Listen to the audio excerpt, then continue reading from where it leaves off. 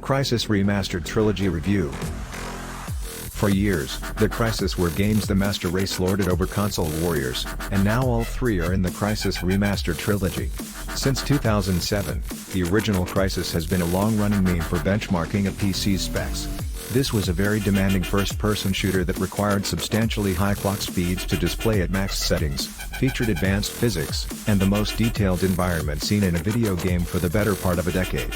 And with the emphasis on vast, open-ended, dense, photorealistic jungle maps. Instead it would be set in a tight and linear, urban environment. The third Crysis would bring the story to a close, and would find a sweet middle ground between the first two entries, as well as refine the game mechanics. The nanosuit would reach its full potential by this point, with the widest range of abilities the series ever had. But was the series ever good to begin with? The games in Crysis Remastered Trilogy are very much of their era. The first Crysis was primarily set in vast, open-ended jungles with almost no barriers to stop the player from exploring. There is a big emphasis on making the setting feel as realistic as possible, with lots of destructible geometry and wildlife to make the North Korean jungle believable. Crysis may resemble an open-world Far Cry-like action game, but it's actually stage-based. Every level is played out in a linear point A to point B, but the paths to points are wide open and full of variables. On top of side objectives, the original Crysis manages to have some of the best aspects of an open world, by making each scenario focused with a goal and maximizing the space of every level. Nothing is wasted, and the player always has a defined goal. Thanks to the vast scope of every area, the linearity is never suffocating, and the freedom allowed to the player gives options on how to negotiate any encounter, be it stealthily or violently. This is Crysis at its best, and thanks to the features of Nomad's nanosuit, gamers can approach situations in all kinds of ways. Every entry in Crysis Remastered Trilogy puts the player in the nanosuit.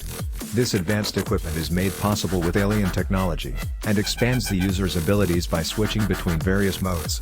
When going into stealth mode, the suit behaves like the alien in Predator, turning invisible with refractive distortions. It's limited by regenerative energy consumption, so use with caution. Energy is balanced by actions like moving, melee, jumping, and while having any of the modes active. While invisible, dashing is a quick way to completely drain the juice, and a tactical player will have to plan accordingly to take cover to allow the battery to regenerate. The other mode the nanosuit has is an armored setting, that allows the user to absorb gallons of bullets and explosions, at the expense of energy and movement speed. This is handy when getting caught, since the suit only offers nominal protection when not hardened, and is a crutch for less skilled players who struggle with combat tactics. Other than having to toggle between these modes with the shoulder buttons, nanosuits do have passive abilities that can be performed at the cost of energy. Power kicks allow the wearer to send large and heavy objects reeling several yards, which can also be a cheeky means to crush the bones of any North Korean who unwittingly gets in the way. The inputs to pull off these power moves involve holding down the melee button, and this kind of charge comes at the expense of playability. This is made worse when trying to do a power jump. Jumping is something most gamers will have hardwired into their reflexes, and in order to gain the extra height in Crysis Remastered Trilogy, players will have to account for the charge time delay when leaping. This never feels natural in any of the titles in Crysis Remastered Trilogy. The idea is that the nanosuit is building up energy, hence the charge. In this instance, something like a double jump would have made the controls feel more fluid to get the extra height. The time to fully charge for a power jump makes the playability feel delayed and sluggish. It's too bad that this remaster does not take the opportunity to make the controls consistent across all three games. The first Crysis feels stiff and jerky compared to the sequels, and the third game feels the most fluid and responsive.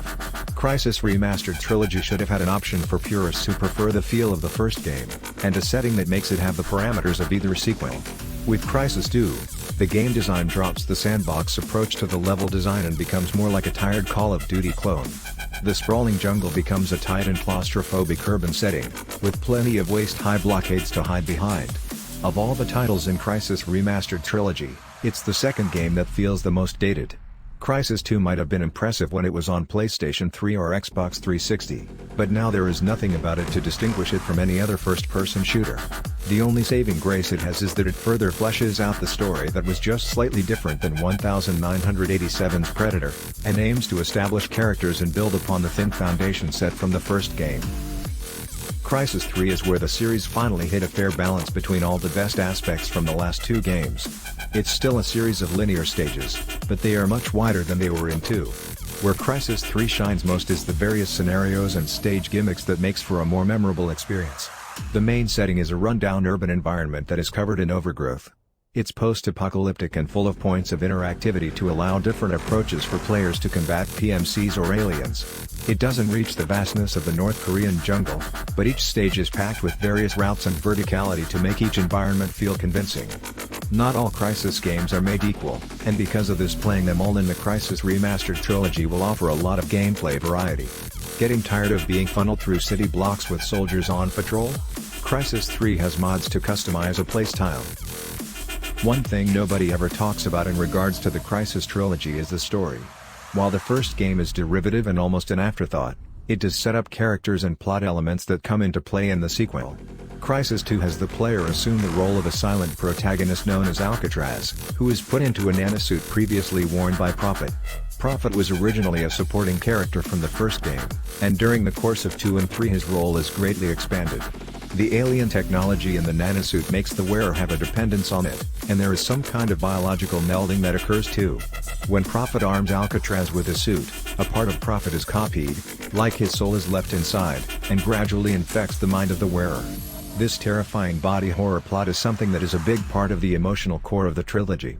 It's one of the better aspects of the games that is executed well enough that it draws the player into the game world. The overarching story may not be deep, but it's competently told. The only issue with the narrative is how rushed it comes to a conclusion in Crysis 3 due to it being really short, roughly half the length of the prior games. These were fine-looking first-person shooters in their respective gens, and in Crysis Remastered Trilogy they look even better. The CryEngine managed to produce visuals that looked a generation ahead since the first game, which was dense with photorealistic foliage throughout. The only visuals that looked out of place were the human characters, who had a limited range of animation and resemble CPR dummies. With Crysis 2 and 3's smaller environments, the artists at Crytek were able to focus on finer details in the world. Crysis 3 especially looks incredible due to it being a later entry, when the developers have completely mastered their tools. Character animation and detailing looks very lifelike, and the realistic lighting with subsurface scattering effects makes flesh feel tangible. On top of the incredible graphics that mostly hold up well, the frame rate on the Xbox Series S version is a very solid 60 frames per second. Crysis Remastered Trilogy is a series of games that do feature advanced physics, weather effects, and lots of destructible environmental details which could buckle the fluidity. It's something that can happen, but generally it won't except in very specific circumstances. Crysis Remastered Trilogy has a few high points in the action, but usually it follows a milquetoast design philosophy that was played out even when it was relevant. The first entry is very much just a tech demo with some ambition with a vast environment, wildlife, and drivable vehicles. Having fun in Crysis is the responsibility of the player to get creative.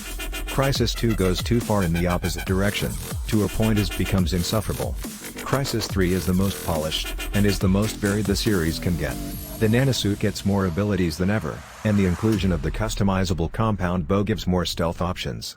The technology to make these games possible is still impressive, but it doesn't amount for much when the gameplay is just okay. For its price, Crysis Remastered Trilogy is a bargain for first-person shooter maniacs. The only issue is that the collection is incomplete, since the Warhead DLC is missing from the first game, and all multiplayer modes have been gutted. It's understandable that the multiplayer modes may not have been possible to preserve, but to lose single-player DLC seems wasteful.